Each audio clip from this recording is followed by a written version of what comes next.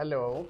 Uh, on the World Kidney Day, we are all from the Department of Nephrology of R.N. Tagore Hospital, Kolkata, gathered here to talk to all of you regarding kidney disease, regarding World Kidney Day, regarding COVID and kidney. We discuss a variety of things which will help you. Let me introduce my colleagues. And my next team, Dr. Sarmila Thukral. She is a senior consultant. She has lot of publications on different transplants and dialysis subjects. Left to me is Dr. Pratik Das. He is a senior consultant, has lot of experience in transplantation, has done lot of interesting disease donor transplantation, which he will speak about later. On my right is Dr. Biplab Ghosh, a young senior consultant, very knowledgeable. He will also talk to you. And I am Dr. Deepak Rai. I head the Department of Nephrology here. And we all are here to talk to you, discuss about small things which you probably have not heard or have not asked your doctors. And we hope this toto will help you. I'll start with Biplab with you. For our patients, just let us know what are the incidence of kidney diseases and what are the different kidney diseases in different ages, in childhood, in young adult, middle age. If you can elaborate on that. Kidney disease has actually increased a lot in recent times, and all over the world, it's just 1 in 10 person have some kind of kidney problem, kidney disease. So it's quite prevalent. But the cause of kidney disease in different age groups are different. This can be mostly congenital deformity, which leading to ultimate kidney problems. There can be some genetic problems, and there are some other hormonal metabolic problems. In the young age, the kidney per se, there are very many diseases which can involve kidney per se, and like glomerular diseases or some other component of kidney. And in the middle and a little bit older age group, the other diseases which are prevalent in our society, like diabetes and hypertension, that involve kidney. In its own course and causes kidney problems. In the older age group also, these other diseases like mostly hypertension are there. Along with some other diseases like in males, there can be prostate problems, there can be urinary tract problems, sometimes there can be pregnancy problem also. With all these, there are many causes which can be, many diseases which can affect kidney in many ways. But what happens is that when the kidneys are involved, then many manifestations are similar, whatever be the age. Thank you, Biplab. So, kidney disease is common, and you can have different types of diseases in different ages. In a young person, we think of something different than the older person.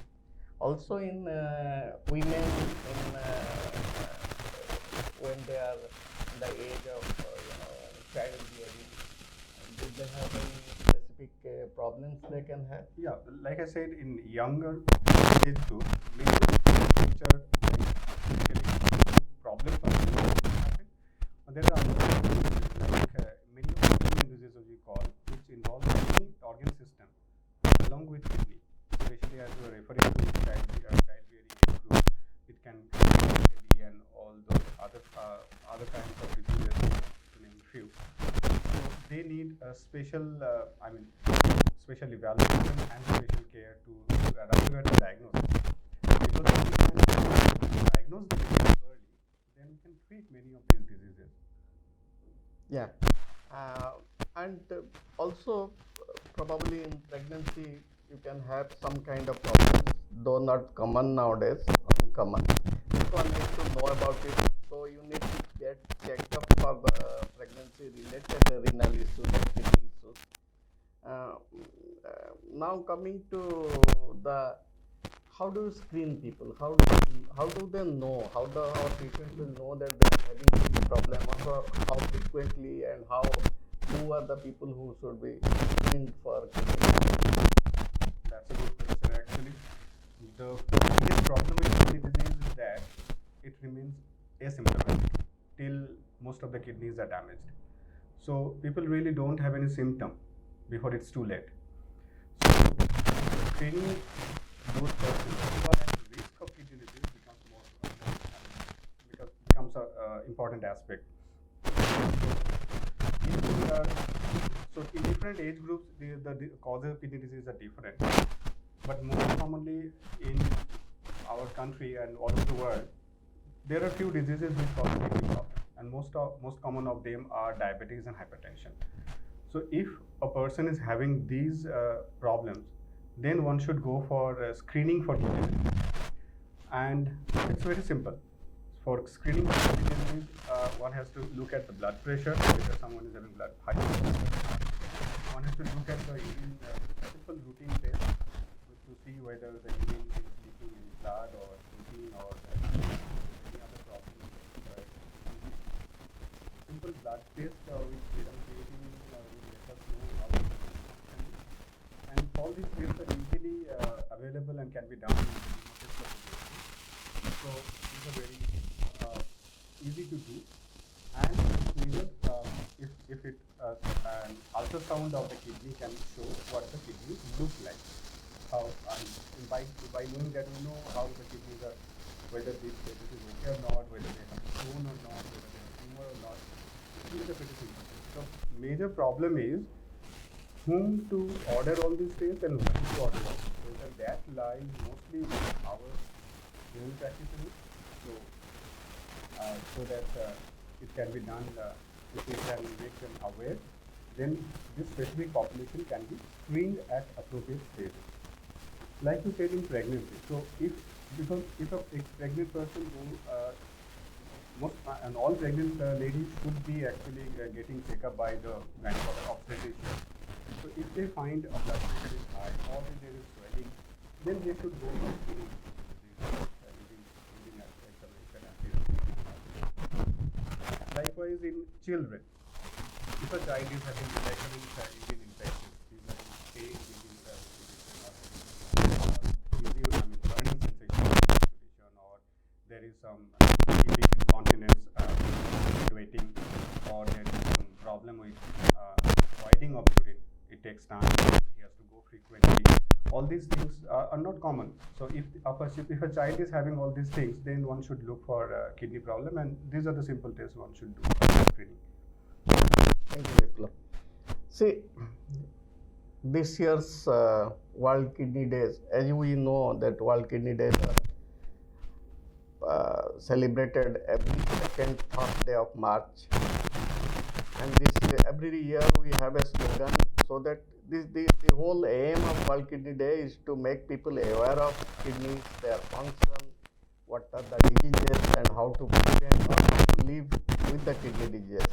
We have multiple therapies and good treatments nowadays available for kidney, and so one can be living happily with the kidney problem. So just because you have a kidney problem, you should not be depressed or you should not recluse yourself. You should talk to the doctors, get the treatment, and you will live happily. Now tell me, what is the normal treatments we provide to these people who are not on dialysis or not going for dialysis or pre-dialysis stage in chronic kidney disease and other problems like hospital-based acute kidney disease? What are the treatment normally we provide? You rightly pointed out that being diagnosed with a kidney disease is not the end of the world. So there is definitely hope even with a kidney disease. So our treatment protocol mainly we think in many layers. Okay. So firstly we try to reverse whatever kidney problem is there. So we try to cure them. Many kidney diseases are there which can be cured, which can be improved. Like you said, when someone has been hospitalized or kidneys are absolutely fine and now all of a sudden kidneys have been damaged. He might be requiring dialysis, but actually kidneys can also improve in function. And there are other diseases also which can also be treated in similar fashion. Secondly, we think even if we cannot reverse the kidney problem to the normal level, or even then we try to make it stable so that it doesn't deteriorate further, so that the life goes on as normal, knowing that the patient has some problem. So that is we call preservation of kidney. And the later part, if the kidney functions are not recoverable and patients have some other problem with kidney failure, even then the life can be continued without being depressed, and that with other, I think other speakers will tell on that. So before we start some kidney replacement therapy, that is what your question is, how we go about with the patient. So first thing is that the patient has to know that, even if he has a kidney problem, he can live a normal life along with that. So he has to be aware of the kidney problem and what are the factors that can lead to deterioration in kidney function. So there are a lot of dietary modification, lifestyle modification that is being needed. We also need to treat the symptoms, like with kidney, a little bit of kidney problem, there can be less hemoglobin, less blood formation. So one can be easily fatigued. So we can treat that with medicine, and with that the patient can feel better. There can be some pain, we can relieve that pain. There can be some itching problem, which also we can which can be relieved by medicine. So if the patient becomes symptom free, he feels good. So that is one thing. The patient has to know that he can lead a normal life. So allow even with the kidney. That is what kidney day this year. The slogan is living well with kidney disease. We want our patient to be involved in the care management plan and to be a part of it, so that he doesn't think that we are forcing all this treatment in that person. So that is one thing, and that is the most important thing. Patients should understand their disease and be, they should not fear asking questions to the doctor, and there should not be any misunderstanding why the doctor has prescribed that particular course of plan of management. And there can always be alternative plan of management also. So whatever suits that patient, that can be decided by the joint effort of both the patient and his caregiver and the medical team. Coming to you, Dr. Tukral, let us know what is dialysis and what are different types of dialysis we provide. Once a patient reaches the end-stage renal disease and the kidney function cannot be preserved anymore, then we have to ask the patient to go in for a renal replacement therapy. So this can be done with either hemodialysis, which is done in a hospital, or peritoneal dialysis, which can be done at home. Otherwise, the patient has to go in for renal transplantation. All modalities are done according to the patient's convenience and comfort, and whatever suits the patient can be done. We at times hear that we know that some patients after dialysis, some sittings of dialysis, they recover and go back home, and some continue to be on dialysis. If there is an acute factor which is causing the renal failure, that is generally like a patient has a simple episode of or multiple episodes of gastroenteritis or malaria or some acute illness, he might have an acute renal shutdown. But even after dialysis, these patients do recover, and they live a normal life, and their kidney functions becomes normal, or at least normal in the near future. So we have mostly broadly two types of kidney failure. One is acute, one is chronic. Chronic one which will not recover well, which will continue to require some kind of treatment, whether dialysis or transplantation. But acutes are potentially reversible problems, so they can reverse. That's what Dr. Tukral wants to say. When you ask the patient to take a choice, to decide, and when you want the general practitioner to send the patient to you so that you can, as a nephrologist, you can monitor better. General practitioners play a very important role in this department, because they are the ones to see the patients first. And it is important that they refer the patients to us in time, so that we can do our best. Once the kidney fails and it is in a very late stage, then it becomes difficult burden.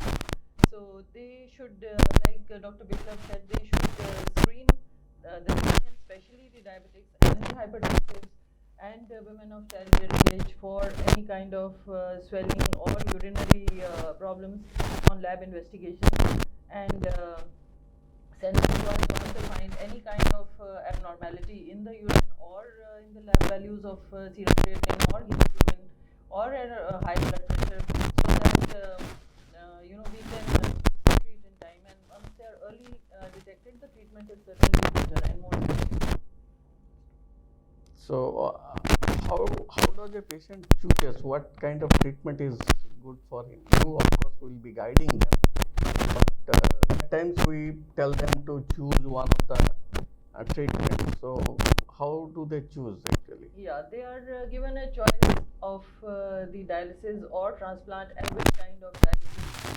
It all depends on the patient's logistic support, their families, how they take on to any kind of treatment. Sometimes the dialysis centers are very far away from their homes, and it becomes a huge logistic. Distance is a problem, so they might prefer a peritoneal dialysis, which can be done at home. Then there are other people who find peritoneal dialysis, which is very burdensome because they have to do it themselves, or the family has to do it. They have to maintain hygiene, so they would rather prefer to go to a hospital and get it done.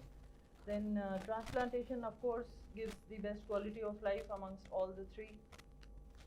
And if the patient, and it is also cost effective modality of treatment amongst the three, and if the patient wants and the family wants, then they can go in for renal transplant. So it is basically, we give them all the choices, and it is up to them to decide, discuss with us as well as with their families which mode of treatment of renal replacement therapy would be suiting any of them. See, number of occasions I believe you must be experienced the same thing, that we get patients in an advanced stage requiring dialysis without a proper vascular access. Can you tell what is a vascular access, why it is required, when it should be done ideally, and why the general practitioner should send the patient to you early so that you can go and do a vascular access or fistula, whatever? Yeah. So for hemodialysis, a vascular access is required. It is basically, it requires either a temporary vascular access or a permanent vascular access. In the immediate setting, once there is an acute renal failure and suddenly you come to renal failure, so one does a temporary vascular access to start the dialysis and start the procedure on. For a long-term management, we have to go in for a fistula, which is a communication between an artery and a vein, so that can be used in the future for a long-term maintenance. So we have to advise the patients to start thinking of a fistula once their creatinine is say about 4 or 5, and once we have diagnosed them as a chronic kidney disease and there is a point of no return. So it is better to get fistula done early, so that we are saved from the problems of infection in the temporary catheters like a perm cath or the Julian or the femoral catheter. So the earlier it is, the better. Considering this year's slogan is living well with kidney disease, what is your suggestion to the dialysis population? How do they live well?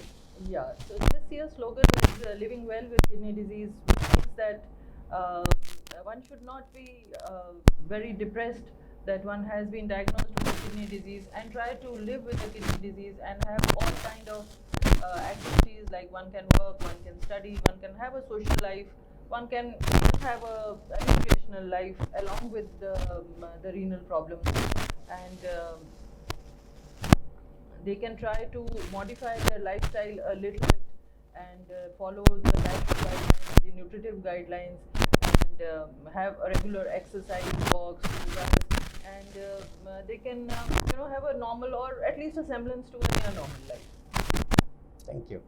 So, as Dr. Tupral said, we have mostly two types of kidney failure. One is acute, which is potentially reversible. So you get some, I mean, you may or may not require some dialysis, and then there is a chance that you recover. Another is chronic, where you need to go on dialysis or transplantation.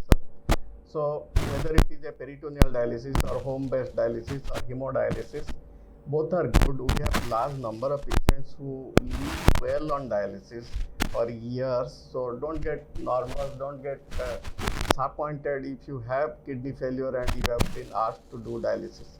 Only request from all of us that you tell your doctor he should refer you early, so that in right time we can give the right guidance, we can create fistula which will help us in dialysis. And with dialysis you can really live very well, you can do your work, and you can only need some time for doing the dialysis.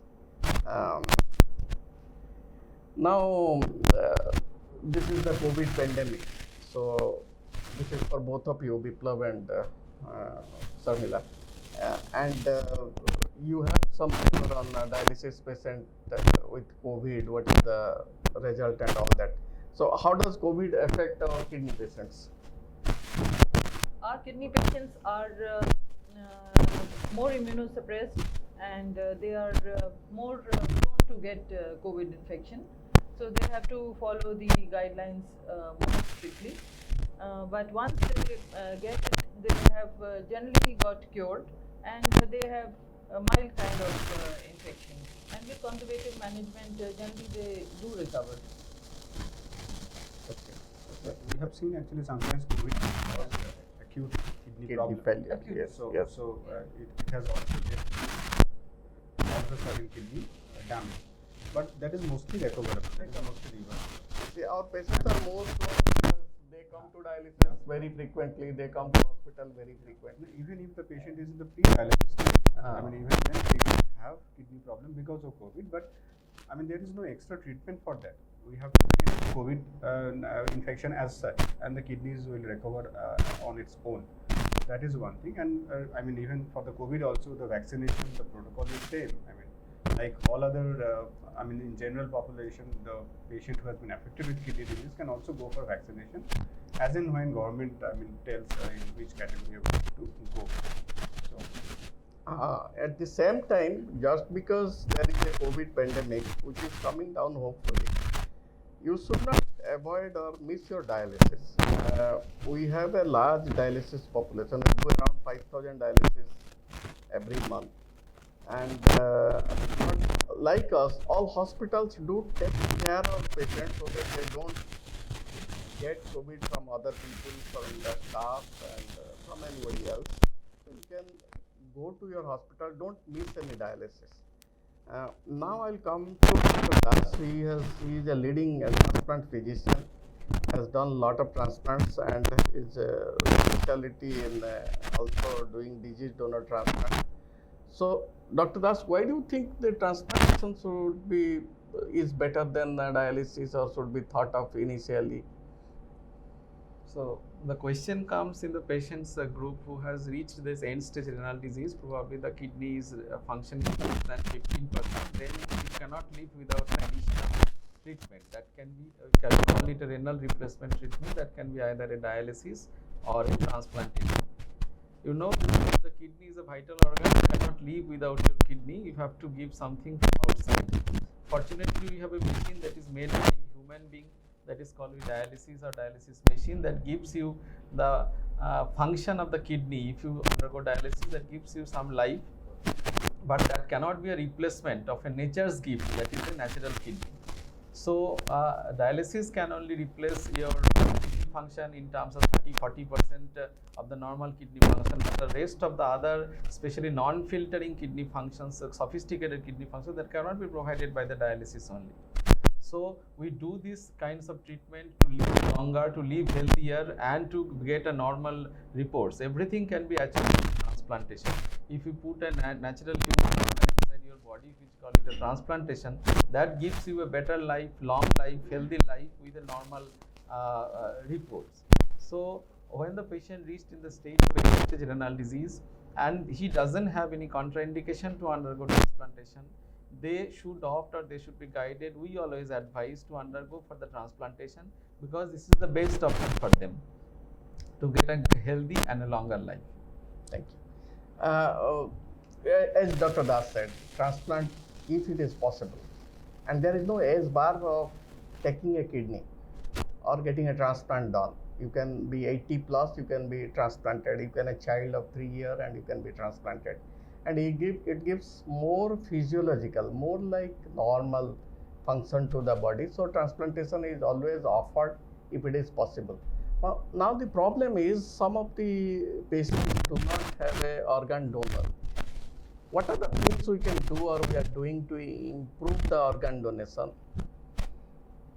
Basically, there are two kinds of organ donors, can be of two types. One is called a living donor, that can be your friend, family, parents, brothers, sisters, like a family, and this is a called a living donor. Another is called a deceased donor. This donor means person has undergone brain death or brain stem death, and he is in the ICU. He is still continuing. If the family agrees, in those situations you can take the organs from the liver, kidney, heart, etc. can be transplanted in a patient requiring that, especially in the kidney in cases of the end-stage renal disease. So these two types. So if the patient doesn't have the living donor for the primary purpose, this is a kidney transplantation. Our suggestion is to that you register your name for the deceased donor. That is a regular practice in the Western world because there is a good scientific and this is a elaborated registration system giving the scores, your ranking like that, and the waiting time is adjusted accordingly. So in our state also this has been started for some time under the guidance of NOTO. So our suggestion is you register your name by giving some documents and your prescription of your nephrologist and some ID proof, so that your name according to blood group can be registered. You can know your rank, and according to the rank, if some family or some deceased person they donate a kidney, you get a call immediately from the hospital, and if you get a call, you come and you can receive the kidney. But the thing is, because these things are regularized in our system, timing is a bit unpredictable now, but gradually getting momentum. So our suggestion is to get registered once you are in dialysis. If you are not in dialysis, secondly, in your family you cannot get a donor because of this, maybe either the blood group is not matched or the tissue matching is not proper, you are getting hypersensitivity, the cross match is positive, or you can have who have a retinal disease, maybe an elderly mother, maybe an hypertensive father. So these are the situations. These things can be overcome. So we have now a blood group. This is ABO incompatible transplantation. Dr. Rai has started this ABO incompatible transplantation in our hospital, and this is one of the leading hospital performing this ABO incompatible one. So even in the across the blood group, you can come forward, and with the treatment, that blood group can be made compatible, and this is a very good result. Secondly, if the patient is the tissue is not matching properly, and we call it a sensitized person, that will be a long analysis period. In those situations, treatment is also available to so that the transplantation is thought to be impossible at one point of time. And thirdly, we call it a marginal donor. As Dr. Rai is also already telling that there is no age bar. You have to see the age of the kidney. At one point of time, you are not taking the kidney from the hypertensive patients, elderly patients. Now they are considered to be a marginal donor, so they can be taken. So by these three means, if you have a living donor, which for the other reasons cannot give the kidney to you, that can be taken into account to increase the living donor pool. So the getting is two. One is from the deceased, that is through a simple registered system, and another I have forward, that is a SOAP system. Suppose you have a family with a patient of blood group A and donor of blood group B, and another family is a husband, wife is a blood group opposite. So you can always exchange because it's SOAP transplantation. So these so many experiments have been done with the living donor pool. So by this, the donor number has increased, so that the transplant number is also increasing worldwide and also in our state. So as Dr. Das said, we have two types of donor. One is a disease, one is a living. There may be obstruction to the living because the different. So these are the two where the science can overcome. And we do a lot of these things. We do a large number of transplantations, maybe around 500 transplantations per year, more than 500, and this is probably the largest unit doing so many transplantations in the whole country. But at the same time, these are the things, so your family members should not hesitate to give a kidney. You should always come to the doctor, talk to them, they will find out a way. Disease donor, yes, you should register your name for the disease donor, and but at the same time, in India, which does next to US the largest number of transplants, the whole country does, the leading donor transplantation is around 95%. 95% is only disease donor. So you bring your relative, immediate relative, to the doctor when your creatinine is around 3 to 4. Give your relatives time to think about it. Then you will find out that you will come forward to donate your kidney. And we usually test very meticulously, especially for the donor, so that he should not suffer for donating. Your kidney should not suffer for donating. We often see in India that the women are donating more than the men. That should not happen. You donate your wife, and you will not have any problem if we test and find you to be suitable. So men and women both can donate to each other. There should not be a problem. I think you agree with that. And your hospital, our hospital have done very special kind of different transplantation. You have done two disease kidneys in single recipient. We have done liver kidney transplantation. Can you elaborate on that? So in deceased donor, we have done that because we know that there is a normal kidney transplantation living with two kidneys that is affected and failed, and we add another kidney. Obviously is kept within the donor, otherwise he or she cannot live. But in case of the deceased donor, there is a paired organ, two kidneys, and the two kidneys are healthy. And then in those cases, we can give it to the two persons. But sometimes it is happening that the function of the donor is disease condition. Suppose normal percent of the normal. In one case, it is seen that the kidney function overall 70, but if the both kidneys and put it in the same person, it will give a single kidney. So we have taken three cases where the donor was one kidney is not enough for the transplantation. We took both the kidneys en bloc and put and all the patients are very normal kidney function. And also in a liver transplantation, we have done quite number of the where the renal failure subsequently. In those situations, we have also done this renal transplantation. In those situations, we have not done this disease donor in those populations. So, as Dr. Das said, we have done of disease donor transplantation. We have done simultaneous liver kidney transplantation. Suppose there will be patient where the liver and kidney both have failed, both are not working. So they will need two transplantation, and we do it in one sitting. We put part of liver from one donor and kidney from another donor, and they do well. They do well because both liver and kidney are working. Similarly, as he said, we have done a lot of compatible transplantation. We have actually worked and done transplantation, and they have done well. So if you have a problem, do not hesitate. Talk to your doctor. Probably for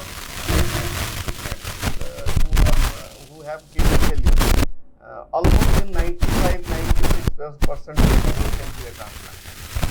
And your family member, if they come for that helps.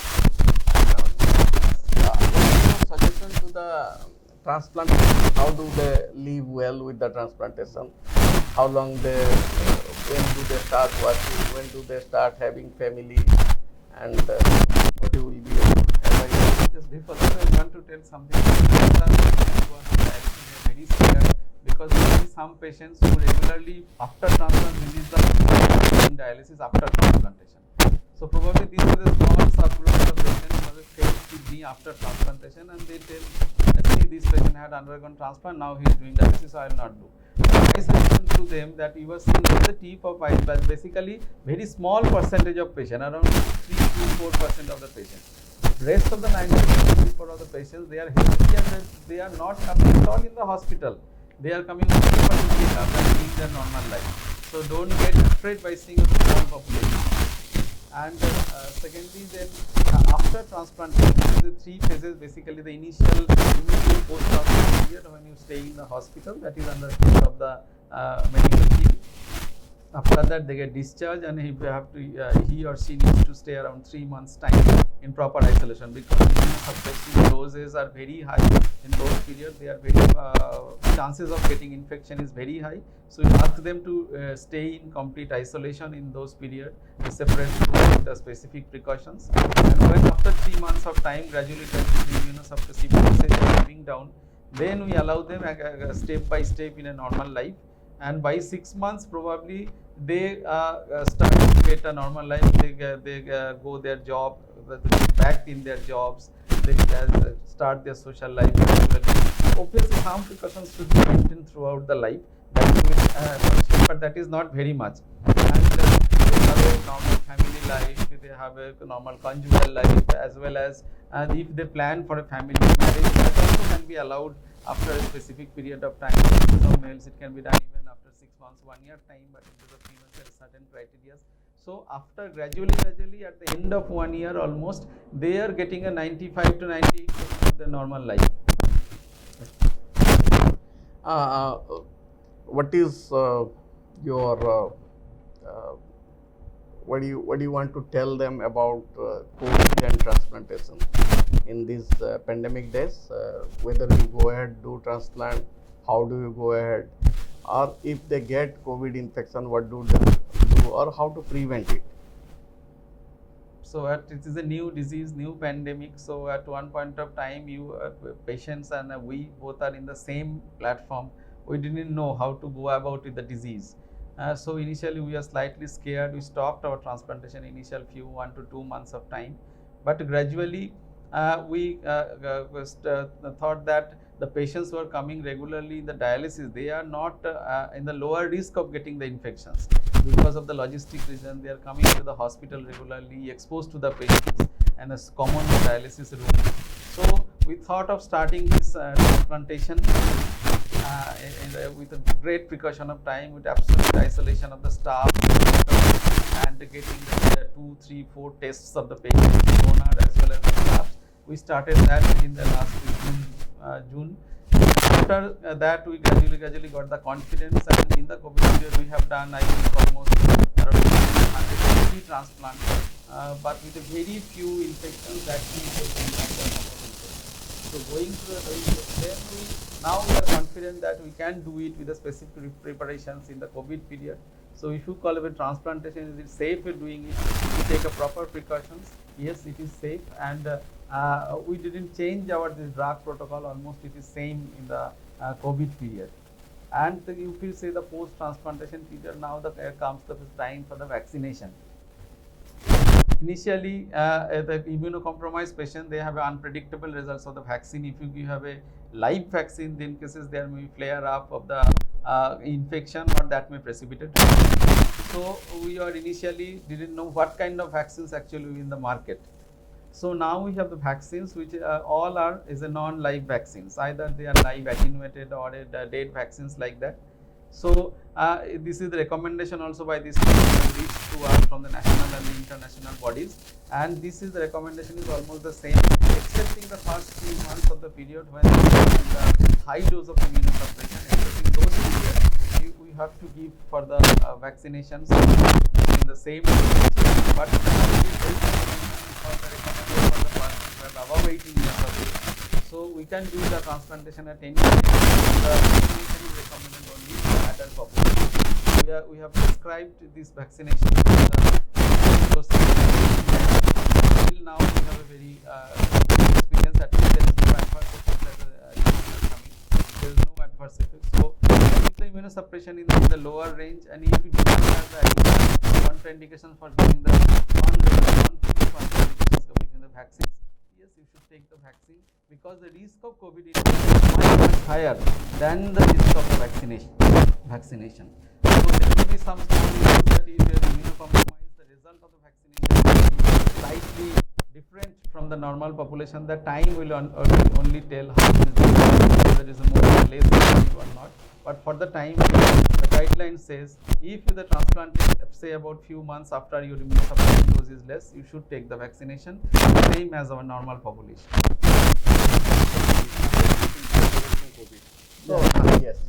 See, as Dr. Das said, see, COVID is not a no for transplant. In the COVID days, we have done good number of transplantation and they have done good. We are probably the first in the world to do a transplantation where a COVID patient and his mother as donor both recovered and then got transplant done. After that, we have done doesn't matter, or both, and we have done transplantation that has been very successful transplantation. Now coming to vaccine, yes, you should take the vaccine. See, what does COVID to transplantation? If you get COVID, or if somebody gets the occurrence of COVID, incidence of COVID in transplantation is not more than the general population. But if you get COVID, then you become severe. It can take a severe toll. So it is better to be protected whether they are on dialysis, whether there is not no for a immunization COVID vaccine. Take COVID vaccine as prescribed by the government, and post vaccine it is likely to protect you. And if it doesn't protect, at least the COVID symptoms will be lesser if you have taken vaccine. So COVID seriousness will be lesser. So better do the vaccine. Any lessons from the World Kidney Day, Dr. Tukral?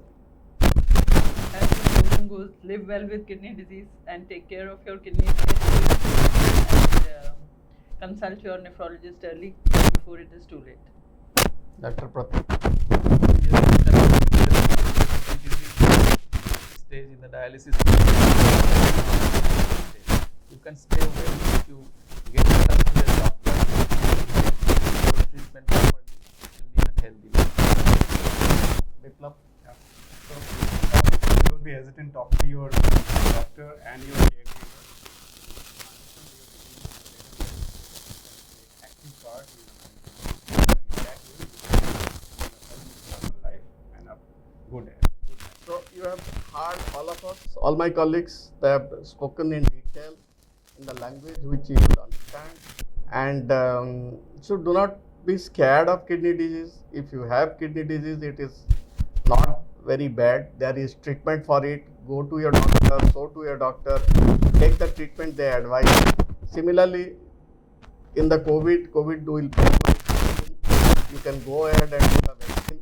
But the whole aim is live happily, live well, if you have a kidney disease. I believe this has been an interesting session, and thank you all of you.